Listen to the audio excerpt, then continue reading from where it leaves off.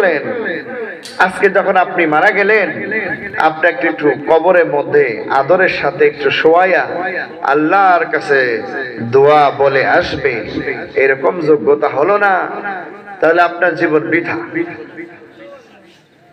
জীবনটা শেষ। কিসের জন্য এত পুরোটা জীবন দিয়ে দিলেন?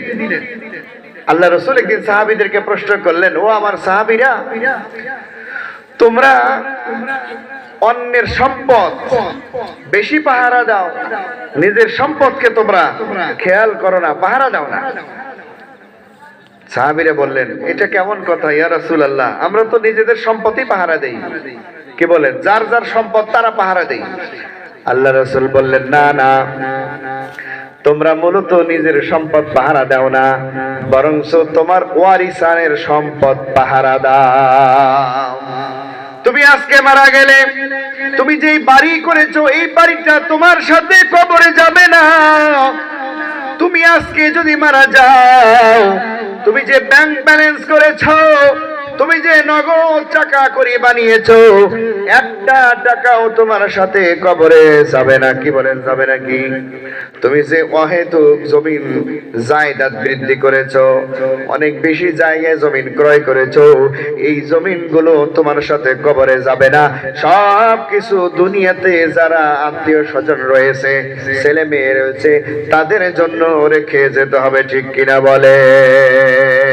ইহা হাম সব মুসাফির হ্যায়, ইহা হাম সব মুসাফির হ্যায়, কবর আখির ঠিকানা।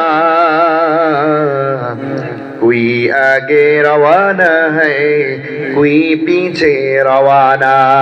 औलियारा करे उक़बा में कुनूद, औलियारा करे उक़बा में कुनूद, जाहिलारा करे दुनिया में कुनाद।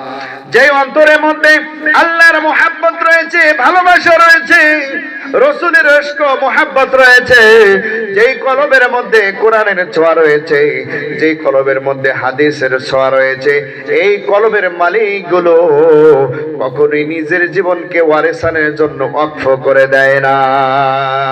বাতা হামকো तेरे राह किस तरफ है, बता हमको तेरे राह किस तरफ है,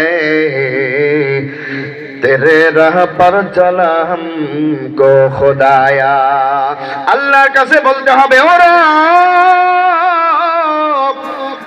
সারাটি জীবন আমি শয়তানের ওয়াসওয়াসায় কাটিয়ে দিয়েছি। শয়তান বলেছে নামাজ